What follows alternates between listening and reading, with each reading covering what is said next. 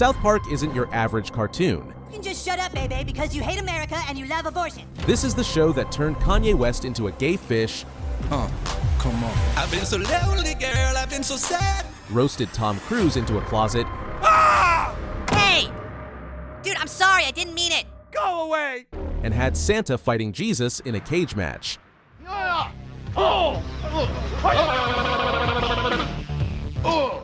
For decades, it's been the one place where no topic is safe.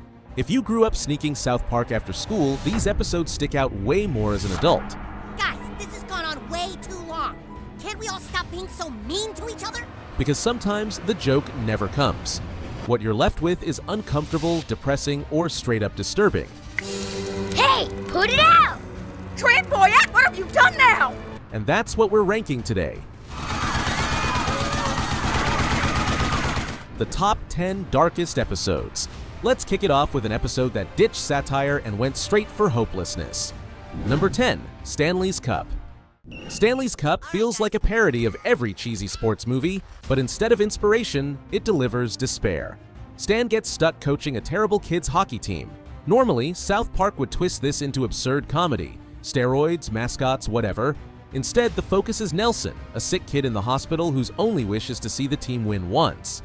The finale crushes that hope. The kids face the Colorado Avalanche, an actual pro team. They get destroyed. No miracle ending, no joke, just Nelson watching from his hospital bed as his heart monitor flatlines. The pros celebrate while he dies off-screen. Fans called it one of the show's worst episodes, not for being offensive, but for being joyless. No commentary, no parody, just hopelessness. For a lot of people watching, it doesn't feel like South Park. It feels like a bad prank pulled on the audience. And that's why it earns a spot as one of the bleakest episodes. Oh, yo, bitch, you killed Kenny. Number 9, Kenny dies. For years, Kenny's death was a gag. He'd explode, get mauled, or crushed, and Stan and Kyle would drop the same line, "Oh my god, they killed Kenny." Oh my god, they killed Kenny! You bastard! It was slapstick comfort food. Then the show pulled the rug out. Kenny didn't die in a ridiculous accident. He got a terminal illness. The episode plays it straight. Kenny's in a hospital bed, pale and coughing, while the town reacts with real grief. No quick reset. No running joke. Cartman tries to hustle people for stem cell research money, but even that subplot comes off mean instead of funny. The funeral is the gut punch. I told him. Woman's mouth is the most germ-ridden place on earth, I said. Statistically the most unsafe place for a man to put his penis, I said. Somber music, characters crying, and the camera lingering on Kenny's empty seat. Trey and Matt wrote it like they were killing off a main character for good. And for one season, they did. If you were a teenager when it aired, it probably blew your mind. Watching now, it hits harder. Oh my god, they killed Kenny! You bastard! It takes a silly cartoon death gag and flips it into a story about permanent loss. South Park went from parody to grief in one episode, and it left fans rattled. That's why Kenny Dies stands out as one of the darkest. Number 8, it hits the fan. They're gonna say something that's never been said on television. What? You'll never guess. What? Guess. God damn it, Cartman. They're gonna say... shit. On paper, it hits the fan sounds like South Park doing immature humor. Comedy Central finally let them say shit uncensored, and Trey and Matt ran with it 162 times. At first it plays like a middle school dare, but then it spirals into something closer to body horror.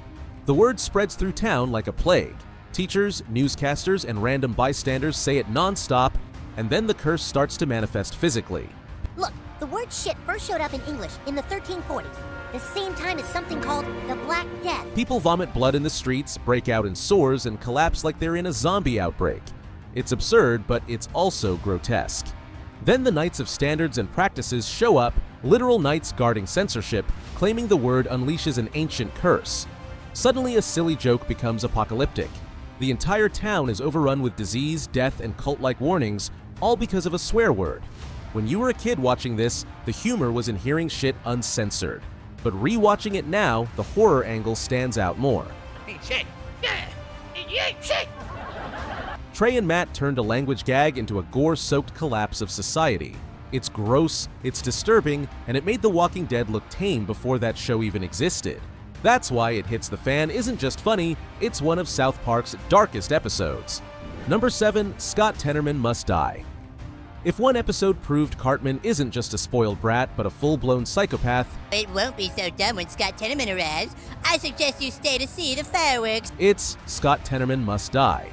What starts as a dumb scam when Scott sells Cartman his pubes turns into one of the darkest revenge stories in animation. Cartman could have taken the L, roasted Scott back, or fought him at school. Instead, he builds a plan that escalates into psychological terrorism. After smaller schemes fail, he engineers Scott's parents' deaths, grinds their bodies into chili, and tricks Scott into eating it at a cook-off.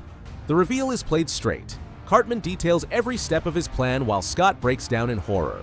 No cutaway, no softening gag. What's a Radiohead? You know, that band that sings that song. To twist the knife further, Radiohead shows up, Scott's favorite band, just to call him pathetic while Cartman laughs like a Bond villain. For younger fans, it was shocking. Where is it, you filthy Jew? Where's what? You know goddamn well what! Let go of me! What the hell are you doing, Cartman? For anyone rewatching now, it still feels like American Psycho in 4th grade. Cartman doesn't act out of impulse. He executes a cold, calculated scheme. That does it! No, that was just a weird coincidence. I did not know how that happened. The episode permanently redefined him from comic relief to sadistic villain. Scott Tenorman Must Die isn't just one of the darkest South Park episodes, it's one of the most infamous in cartoon history. Reverend Jackson. The puzzle you were solving was people who annoy you. Number 6, with apologies to Jesse Jackson. South Park has made jokes about every celebrity, religion, and political figure you can think of. With apologies to Jesse Jackson wasn't dark because of gore or shock. It was dark because it tackled America's ugliest word head-on. Thanks, Pat. You've got some family here watching tonight. Yeah, they're all rooting for me. The episode starts with Randy Marsh on Wheel of Fortune. The puzzle is people who annoy you. The answer is naggers. Randy blurts out the N-word on live TV. No censor, no cutaway, just silence and gasps from the audience. That single moment set the tone for the rest of the story. Randy becomes the N-word guy. Everywhere he goes, restaurants, streets, even the DMV, he's branded by that mistake. Well, what was I supposed to do, Sharon? I thought I was gonna make $30,000. It's brutal social commentary on shame, racism, and how one word can define someone. Meanwhile, Stan tries to apologize to Token, but Token hits him with the line that defines the episode: "You don't get it." No easy resolution, no joke to soften the blow.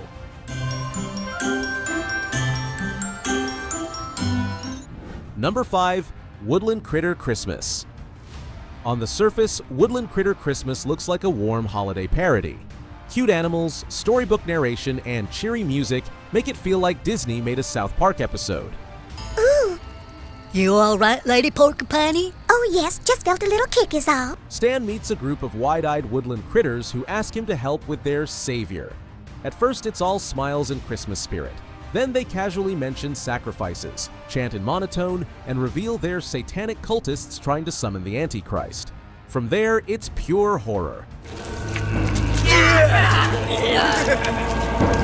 The critters kill a mountain lion's family, rip out unborn cubs for a ritual, and paint gore across scenes drawn like a kid's cartoon. The contrast makes it worse. Adorable animals committing atrocities while upbeat music plays. I don't believe anyone interrupted you when you read your Christmas story, Loudcow. The kicker is that the whole story is revealed to be Cartman's twisted Christmas tale. Every violent image came out of his imagination, which somehow makes it even darker. Thanks, everybody. I'm sorry I got a little crazy there. Rewatching this episode now sticks because it's tonal whiplash. One second it's Rudolph, the next it's The Exorcist. That blend of cute and satanic is unforgettable, and it cements this as one of South Park's darkest moments. Hey, everybody, how's it going?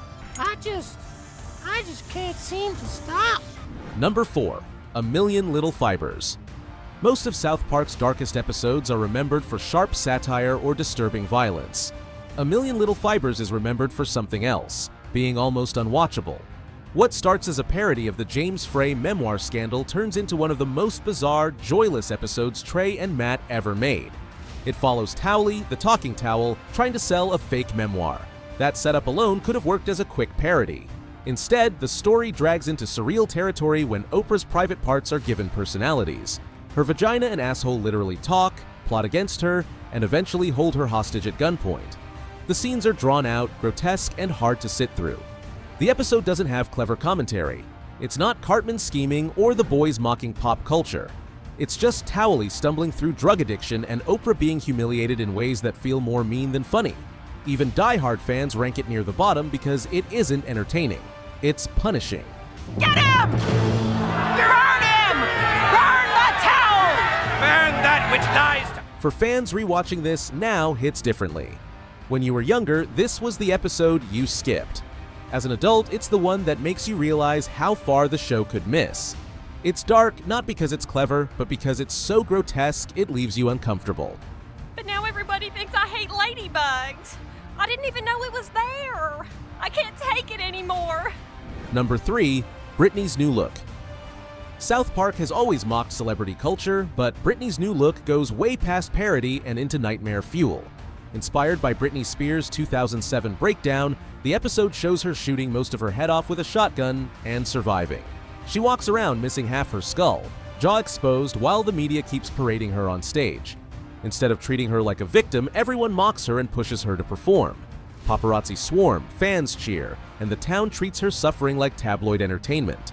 The gore is shocking, but the real darkness comes from the indifference.